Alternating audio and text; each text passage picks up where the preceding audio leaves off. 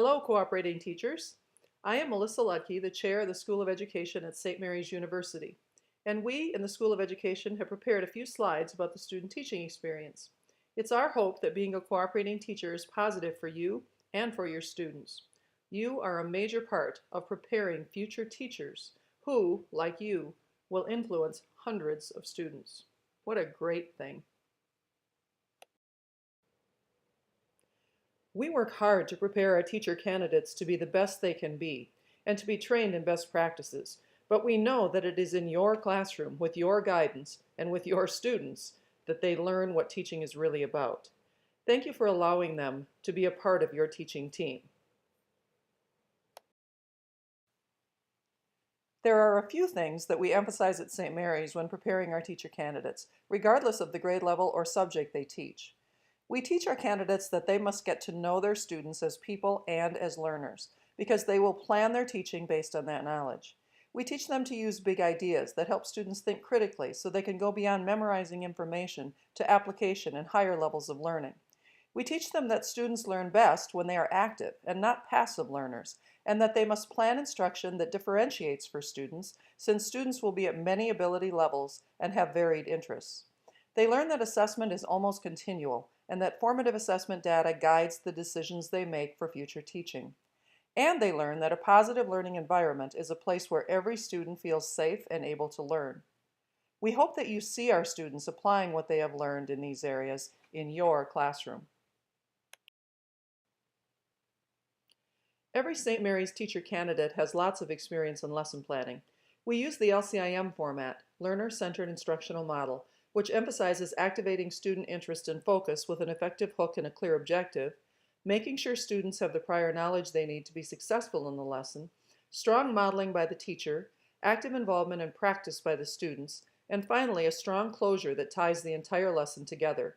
Throughout the lesson, there should be many opportunities for assessment, so that the teacher candidate knows what students are understanding and where they may be lost or confused. We know that not every lesson every day will have all of these parts, but we want our students to see the full circle of an effective lesson, one where everything ties back to the objective. When they understand what a great lesson looks like, they will know when it's okay to be flexible and change things when that is best for students.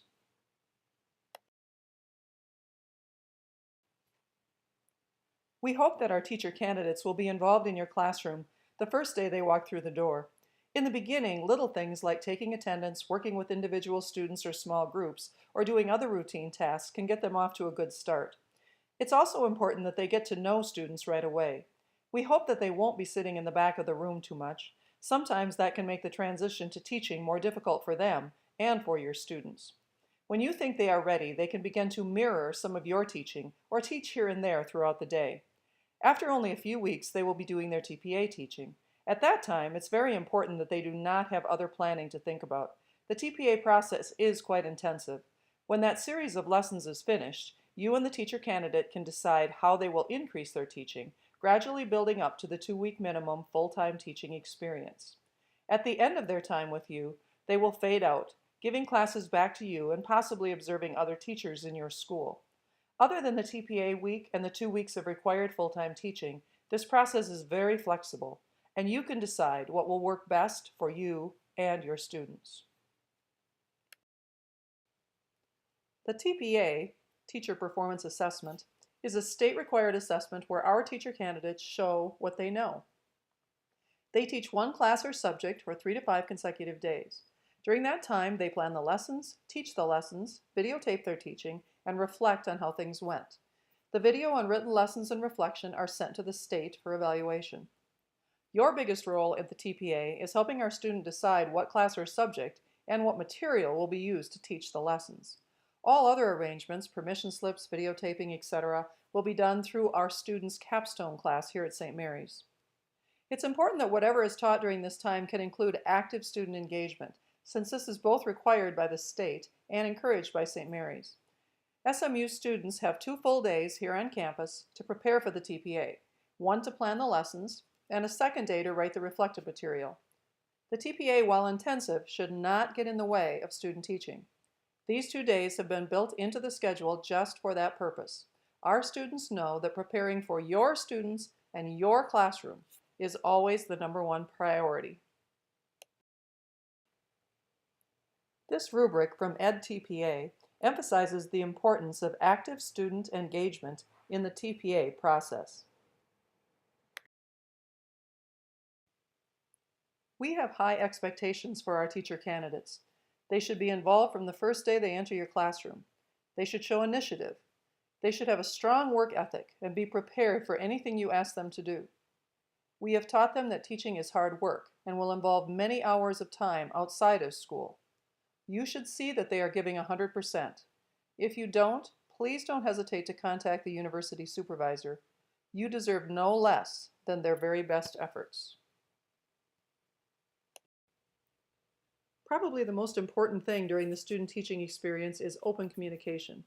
Please be very free to make your expectations to our students clear and communicate with them often. It's nice when they receive positive feedback about what they are doing well, but don't be afraid to be direct when things need to change.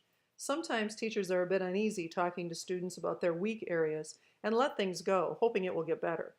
We have found that to be direct and to talk to them early works the best. That way they have no misunderstandings about what they should be doing.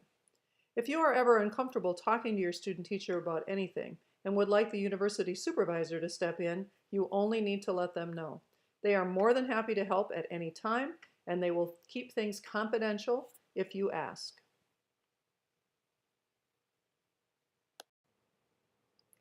As I said earlier, we hope that our teacher candidates are very prepared to be in your classroom, and we hope they are a help to you. However, it's important to remember that they are beginning teachers. They don't have lots of experience yet, and they are just learning. I think when all of us think back to our own student teaching and even our first year of teaching, we remember how much we had to learn. We appreciate you understanding that they are really trying to figure this all out, and we believe they will try their hardest to do that. Thanks for supporting them. You, the cooperating teacher, play a huge role in preparing our teacher candidates to be effective teacher leaders.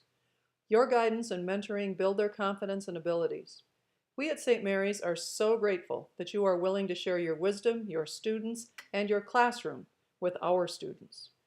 Thank you, thank you, thank you.